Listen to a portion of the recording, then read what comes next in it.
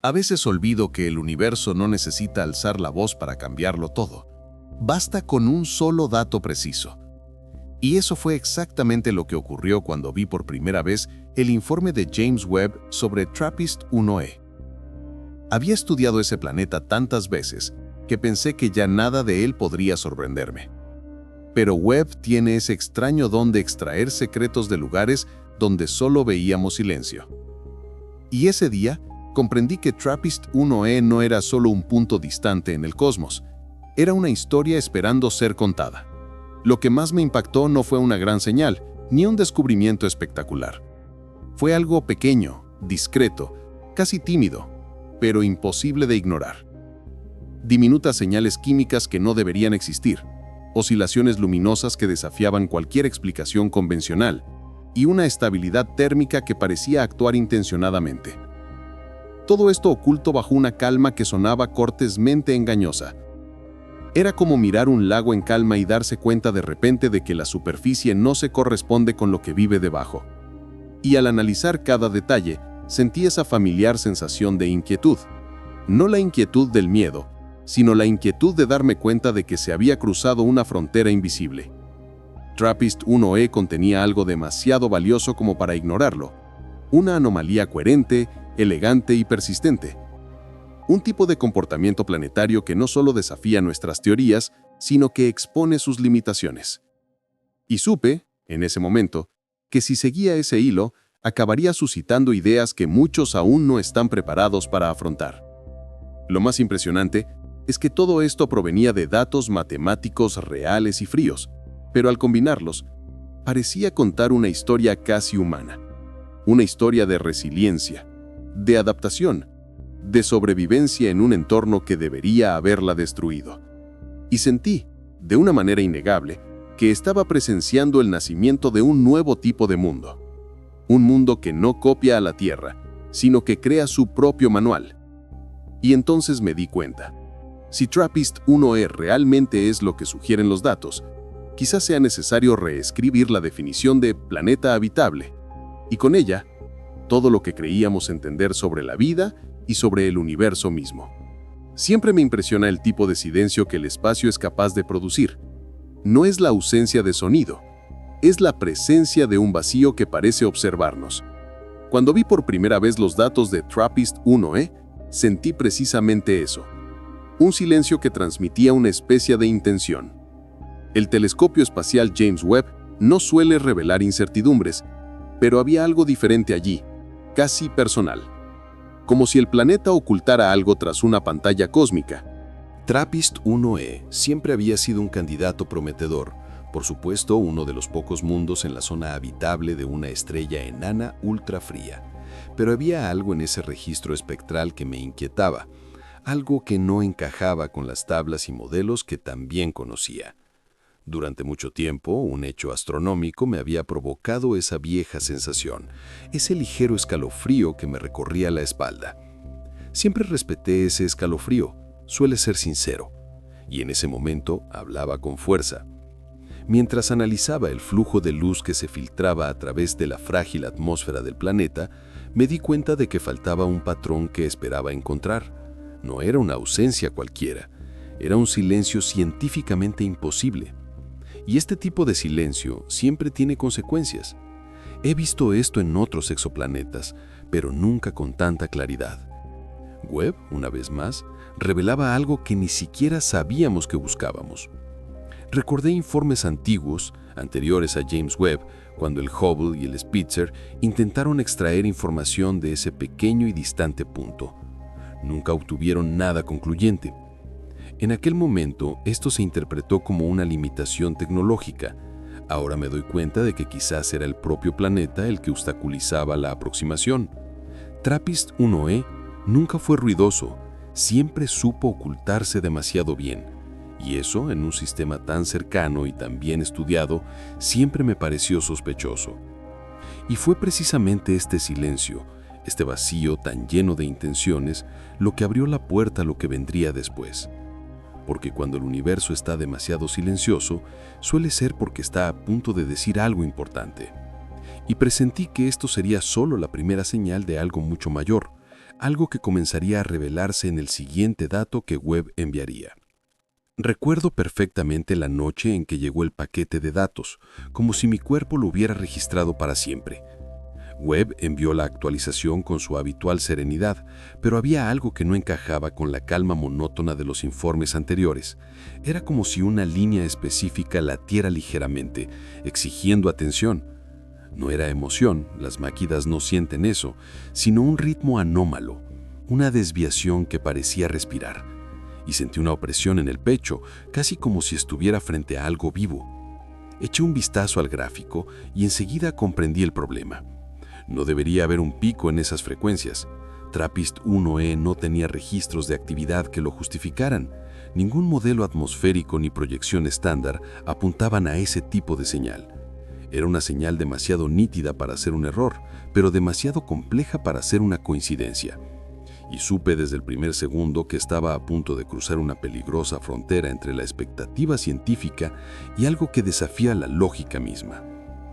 Al ampliar los datos, noté un comportamiento extraño en la curva que marcaba la absorción de la luz. Parecía vacilar, como si existiera algún tipo de inestabilidad controlada. Nada natural exhibe este tipo de irregularidad precisa, y sin embargo, era real.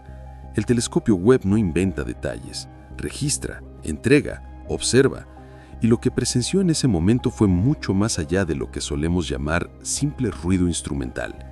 Los científicos de la misión siempre dijeron que TRAPPIST-1e sería un ejercicio de paciencia, pero nada me preparó para esa pequeña perturbación que se escondía tras cifras tan frías. Al comparar los datos con observaciones anteriores, me di cuenta de que ese pico nunca había aparecido antes, ni siquiera rastro. Era como si el planeta hubiera decidido revelarse de repente, como si esperara a que alguien finalmente lo observara con la sensibilidad adecuada. Y Webb, con su visión casi indecentemente detallada, había sido el primero en verlo. Mientras investigaba, una sensación inquietante se apoderó de mí. Nada en el universo surge de la nada. Toda señal tiene un origen, incluso cuando intenta camuflarse. Y sabía que si seguía ese rastro luminoso, acabaría encontrando algo mucho más profundo. Esto no era solo un vistazo, era una invitación, o quizás una advertencia, a profundizar aún más en lo que TRAPPIST-1e había estado ocultando en silencio. Cuando finalmente me adentré en el análisis atmosférico de TRAPPIST-1e, me di cuenta de que me enfrentaba a algo que no encajaba en ninguno de los escenarios previstos. La mayoría de los planetas alrededor de estrellas enanas ultrafrías sufren la pérdida gradual de sus atmósferas debido a la intensa radiación en las etapas iniciales de la estrella. Era casi una regla, pero TRAPPIST-1e parecía haber escapado a esta sentencia cósmica. Y eso era lo suficientemente extraño como para hacer fruncir el ceño a cualquier investigador. Pero había más, mucho más. Los espectros iniciales revelaron indicios tenues, casi tímidos, de una capa atmosférica estable. Nada exuberante, nada que indicara habitable, sino algo que mostraba resiliencia, como si el planeta hubiera aprendido a defenderse de una forma improbable. Pasé horas comparando esas curvas con modelos publicados, informes antiguos y simulaciones de pérdida atmosférica. Algo no cuadraba. No era solo la presencia de la atmósfera, sino el tipo de atmósfera. Era como encontrar una puerta que no debería existir y sin embargo estaba ahí, abierta. Al revisar artículo tras artículo, recordé cómo los científicos habían insistido, durante años, en que TRAPPIST-1e probablemente lo había perdido todo, a manos de su estrella madre. Pero Webb, con su visión casi implacable, mostraba rastros de retención que no podían ignorarse. Era sutil, pero constante, como un susurro persistente.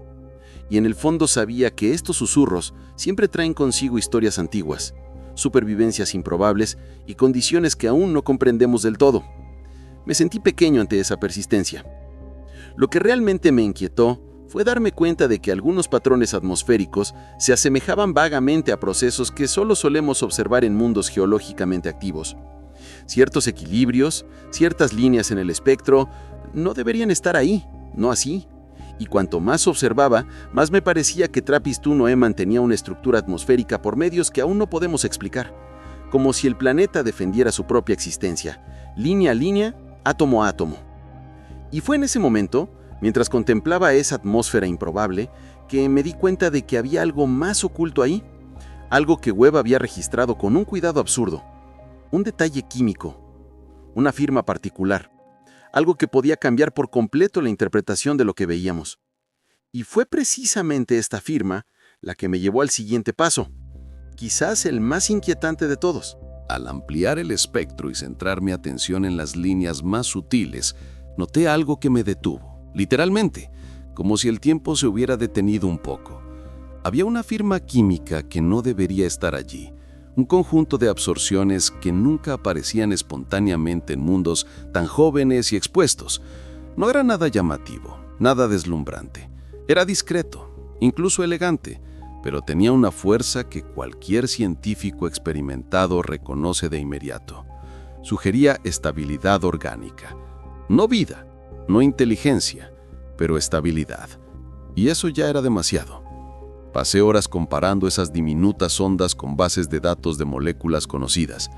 Algunas combinaciones allí se asemejaban a procesos que asociamos con atmósferas que ya han alcanzado el equilibrio dinámico, patrones que requieren tiempo, protección y una fuente interna de mantenimiento. TRAPPIST-1e no debería tener nada de eso, pero allí estaba, firme, como si intentara hacerse notar sin armar un escándalo. Sabía que no podía sacar conclusiones precipitadas. Sin embargo, mi corazón latía con fuerza, obstinadamente, como si ya hubiera comprendido lo que mi razón intentaba negar. Lo más curioso fue la sutil presencia de dióxido de carbono en combinaciones que sugerían un comportamiento fotogeoquímico inusual. No se trataba solo de CO2, era su distribución, como si participara en un proceso más complejo que el simple equilibrio con el suelo o el vulcanismo. Me recordó atmósferas en transición, como si TRAPPIST-1e se encontrara en un punto delicado entre el estancamiento y algo más sofisticado. Era un detalle tan sutil que pocos notarían, pero Webb lo comprendió. Mientras me sumergía en las lecturas, recordé una cita de un investigador del MIT. A veces el universo susurra antes de hablar en voz alta, y eso era exactamente lo que veía, un susurro químico, una advertencia de que allí se escondía una historia más profunda oculta en moléculas agotadas que resistían el entorno hostil de la estrella madre. Empecé a imaginar escenarios alternativos, modelos dinámicos, posibilidades que aún no habíamos discutido abiertamente, y cuanto más imaginaba, más posible e incluso peligrosamente plausible me parecía todo.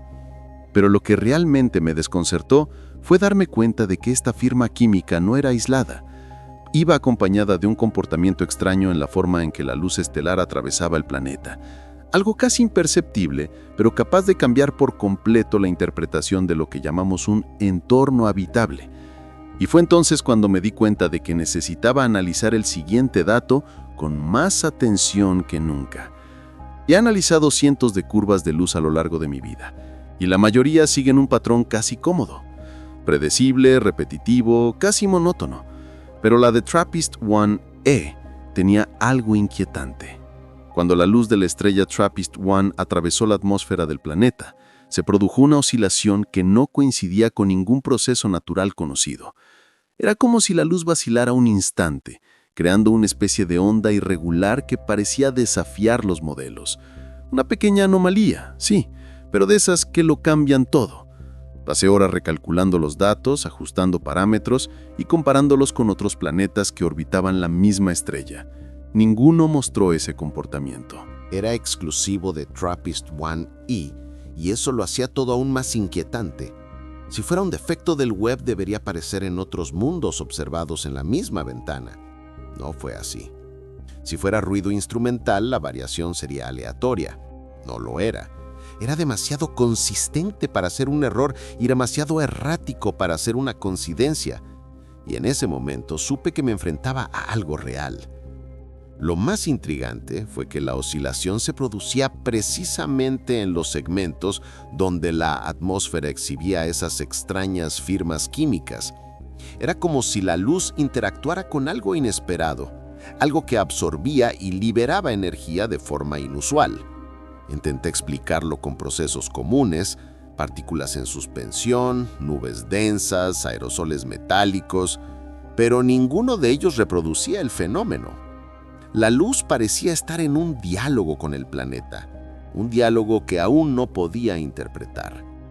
Entonces recordé antiguas observaciones realizadas con el Hubble que mostraban pequeñas inestabilidades en las curvas, inestabilidades que en aquel momento se descartaron como ruido estadístico.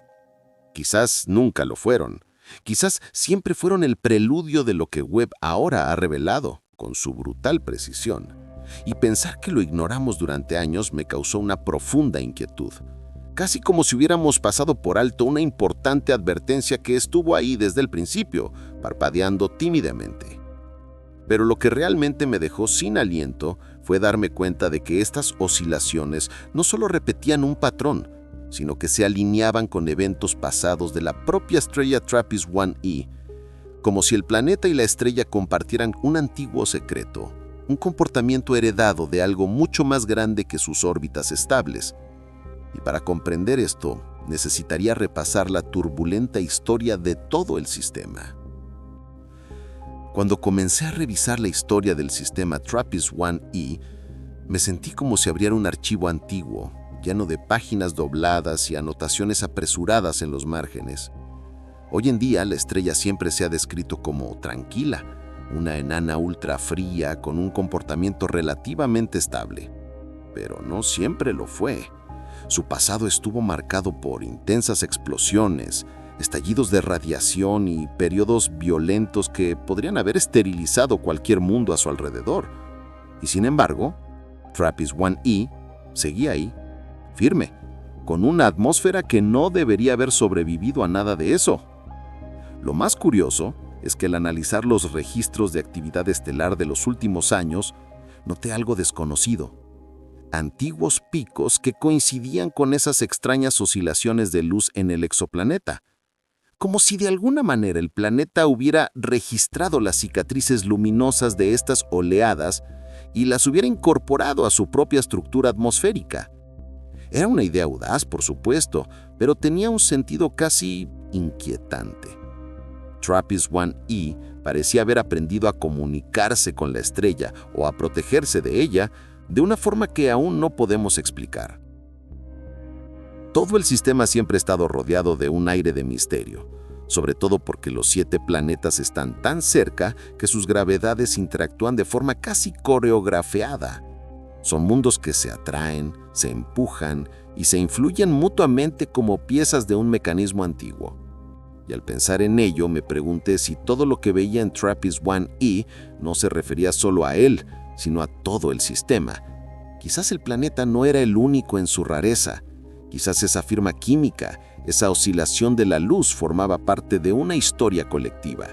Leyendo artículos antiguos, recordé una hipótesis que muchos descartaron en aquel momento. La idea de que algunos de estos planetas podrían haber migrado desde regiones más internas o externas del sistema. Si TRAPPIST-1e hubiera realizado tal viaje, podría haber transportado consigo elementos, compuestos y dinámica atmosférica que no pertenecían originalmente a su ubicación actual. Parecía improbable, pero improbable no significa imposible en el universo. Y cada detalle que veía en los datos reforzaba la sensación de que estábamos ante un superviviente, no ante un simple planeta. Y fue allí, entre estas reflexiones, que me di cuenta de algo que aún no quería admitir. Muchos de los patrones que vi en TRAPPIST-1e coincidían peligrosamente con hipótesis que hasta entonces se habían considerado demasiado especulativas. Era como si el planeta nos estuviera impulsando hacia una interpretación audaz, la más audaz que jamás hayamos hecho sobre un mundo rocoso fuera del sistema solar. Y supe que el siguiente paso sería afrontar esta posibilidad de frente. Hay un punto en la investigación científica donde los datos empiezan a formar una imagen que la mente duda en aceptar. Y TRAPPIST-1e estaba llegando exactamente a ese punto. Al conectar la atmósfera resistente, la improbable firma química y esa oscilación luminosa casi intencionada, una hipótesis empezó a insinuarse, tímida al principio, luego cada vez más insistente. Era la idea de que el planeta podría estar mostrando indicios de procesos autorreguladores, no vida necesariamente, sino mecanismos que recuerdan a los sistemas adaptativos. Y eso por sí solo sería demasiado atrevido. Mientras revisaba modelos antiguos, recordé teorías sobre mundos que podían desarrollar ciclos internos capaces de mantener la estabilidad incluso en condiciones hostiles. Algo similar a lo que vemos en la Tierra con el ciclo del carbono, pero extremadamente simplificado. Era solo especulación, por supuesto, pero el web parecía mostrar un conjunto de pistas que encajaban con esta hipótesis mejor que cualquier otro escenario convencional. Y de repente me di cuenta de que me enfrentaba a una interpretación peligrosa. TRAPPIST-1e podría ser más activo de lo que imaginábamos. Comencé a contrastar los datos con información sobre exoplanetas que ya mostraban indicios débiles de un equilibrio químico inusual. Ninguno se acercaba a lo que observaba aquí. Era como si el planeta mantuviera una estructura atmosférica que reaccionaba a los estímulos externos, especialmente a los de la estrella, de forma coordinada. Esto requeriría una combinación inusual de factores: geología activa, composición mineral específica, quizás incluso un ciclo térmico profundo. Rozaba lo imposible, pero rozar lo imposible siempre ha sido lo que ha impulsado la astronomía. Recordaba vagamente un estudio de la Universidad de Ginebra que hablaba de la pseudoestabilidad atmosférica en mundos extremos. La idea parecía demasiado teórica en aquel momento, pero ahora cobraba vida en esos gráficos. TRAPPIST-1e podría no ser un planeta en equilibrio, tal vez luchaba por mantenerlo. Y esta lucha dejaba huellas químicas, espectrales y luminosas, marcas que el web, con su penetrante visión, captaba por primera vez. Y fue precisamente en ese momento que me di cuenta de que la hipótesis audaz ya no era opcional. Tenía que investigarla hasta el final, incluso si desafiaba gran parte de lo que consideramos seguro en astrobiología. Y al hacerlo, me topé con un conjunto de datos que la NASA, por razones comprensibles, no publicó de inmediato. Cuando llegué al siguiente lote de información, enseguida comprendí por qué había tardado más de lo habitual en hacerse público. No era un secreto ni censura, sino cautela científica. La NASA siempre ha sido extremadamente rigurosa con cualquier dato que pudiera generar interpretaciones precipitadas, y ese conjunto en particular tenía precisamente ese potencial. Había algo ahí que podía malinterpretarse fácilmente, algo capaz de provocar especulaciones descontroladas. Y sin embargo, al analizarlo con calma, me di cuenta de que no era una fantasía. Era demasiado cierto para ser precipitado. El archivo contenía lecturas adicionales de transmisión atmosférica no incluidas en el paquete inicial. Se trataba de mediciones tomadas durante pequeñas variaciones en la actividad de la estrella TRAPPIST-1. Al parecer, el equipo quería confirmar si el comportamiento anómalo de la luz era realmente consistente o simplemente un artefacto pasajero. Pero la confirmación fue contundente, sólida, casi persistente. Los mismos patrones seguían ahí y, peor aún, estaban aún más definidos. Era un comportamiento que sugería una respuesta atmosférica sensible, casi adaptable, y eso aliviaba a cualquier investigador. El detalle que realmente me llamó la atención fue una pequeña banda en el espectro, casi demasiado sutil para ser percibida en un análisis superficial. Indicaba la presencia transitoria de moléculas excitadas, algo que suele ocurrir cuando la atmósfera absorbe energía de forma coherente. No era algo típico, no era aleatorio. Era como si el planeta tuviera su propia forma de reorganizar el calor y la radiación. Y esta reorganización, por alguna razón, solo se producía en momentos muy específicos. La NASA dudó en publicar esto de inmediato porque conocían el peso simbólico que tendrían tales datos. Al comparar estas lecturas con las observaciones iniciales de Webb, noté una sutil sincronicidad entre los registros atmosféricos y los débiles pulsos de la estrella. Una sincronicidad tan precisa que parecía casi coreografiada. Pero sabía que no podía sucumbir al romanticismo científico. La naturaleza a veces crea patrones que parecen deliberados cuando en realidad son meros efectos secundarios de procesos complejos. Aún así, había algo ahí que no se comportaba como una coincidencia. Era como si TRAPPIST-1e respondiera al contacto de la estrella con un aliento propio. Y fue precisamente esta respuesta excesivamente estructurada la que dividió profundamente a los expertos. Algunos la vieron como un fenómeno fascinante, aunque natural. Otros la percibieron como un peligroso indicio de procesos aún desconocidos, procesos que podrían reescribir partes importantes de lo que sabemos sobre los mundos rocosos. y fue en este clima de tensión científica que el siguiente paso se hizo inevitable. Cuando los datos completos finalmente circularon entre los equipos internacionales, pude sentir cómo la atmósfera cambiaba. No la de TRAPPIST-1e, sino la nuestra, aquí en la Tierra. Era como si cada gráfico, cada línea espectral, cada oscilación luminosa llevara una chispa de discordia a punto de estallar. Algunos investigadores vieron de inmediato un patrón que sugería procesos naturales aún no catalogados. Otros, más cautelosos, vieron algo que rozaba lo inexplicable. Y en medio de esta confrontación silenciosa, la comunidad científica se dividió como rara vez ocurre. Era casi inevitable. Estábamos pisando un territorio conceptual que pocos se atrevían a explorar. Lo que realmente encendió el debate fue la interpretación de la respuesta atmosférica sincronizada con los pulsos estelares. Para algunos, se trataba simplemente de un fenómeno físico complejo, resultante de interacciones térmicas y químicas inusuales en las atmósferas de mundos ultracompactos. Para otros, sin embargo, se trataba de un tipo de comportamiento que se asemejaba peligrosamente a un sistema regulador. Algo que, incluso sin indicar vida, parecía actuar como un proceso adaptativo. Y esa palabra, adaptativo, siempre se escucha con cierta polémica. Siempre lleva consigo la sombra de la posibilidad biológica. Al seguir los debates, me di cuenta de que nadie estaba realmente preparado para adoptar una postura definitiva.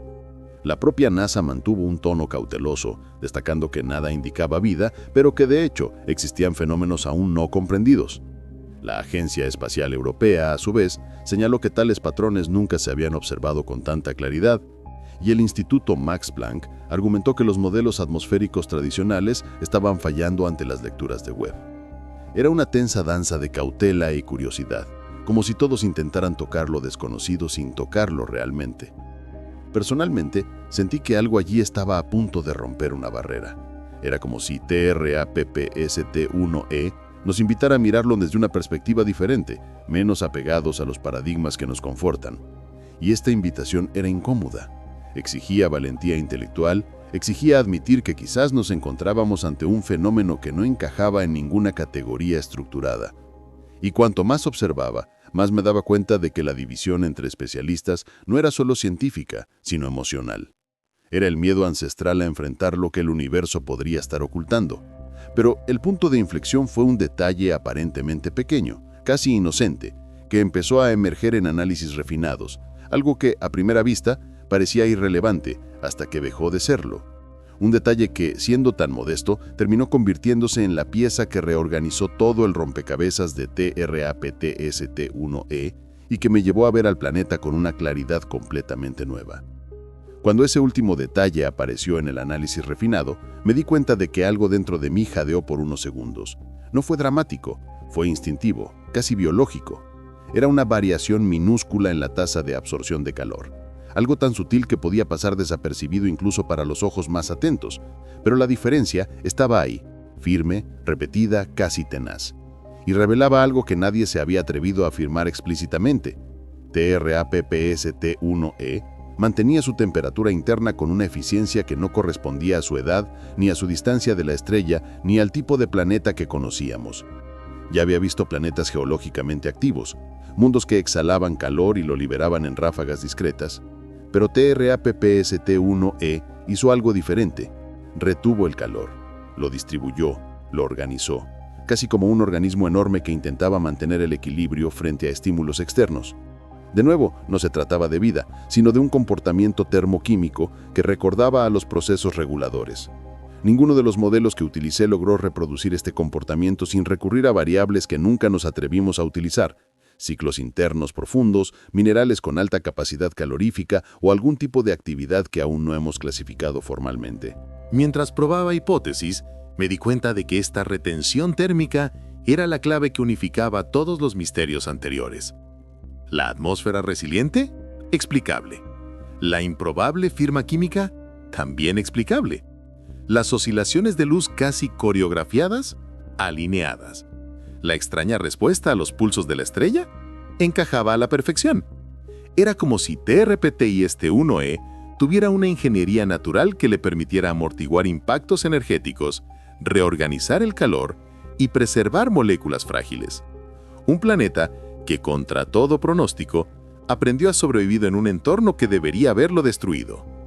Este detalle, tan pequeño y a la vez tan impactante, ha abierto un nuevo debate entre los expertos. Quizá estemos atrapados en una visión demasiado limitada de lo que significa habitabilidad. Siempre buscamos mundos similares a la Tierra, pero quizá el universo esté lleno de mundos que encuentran otras maneras de mantener la estabilidad. Maneras que no se parecen a las nuestras, pero que han estado funcionando silenciosamente durante miles de millones de años. TRPTAIST1e podría ser el primer ejemplo claro de este tipo de planeta. Un superviviente que no sigue nuestras reglas, sino que crea las suyas propias. Y fue en ese momento que sentí la extraña sensación de encontrarme ante algo que redefine no solo un planeta, sino toda la forma en que estudiamos los mundos distantes. Como si este último detalle fuera el cierre invisible de una historia que aún está lejos de terminar.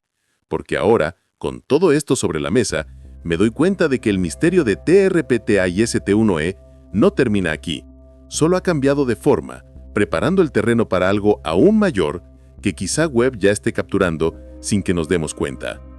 Al final me di cuenta de que TRPTAIST1e no es solo un planeta lejano, sino un recordatorio de que al universo le gusta poner a prueba nuestros límites. Cada pequeña anomalía que Webb revelaba parecía decir lo mismo. Nada sobre la habitabilidad es definitivo. El planeta resuma resiliencia, conserva marcas antiguas y reorganiza su energía como si hubiera encontrado su propia forma de sobrevivir a lo imposible. Y al ponerlo todo en su lugar, esa frase seguía martillándome la cabeza. El universo susurra antes de hablar en voz alta. Quizá TRPTAIST1e sea precisamente ese susurro. Si alguien quiere acompañarnos en este viaje, solo tiene que comentar con esta frase, porque representa todo el espíritu de lo que hemos descubierto aquí. Y para terminar esta historia, dejo solo una última línea haciendo eco.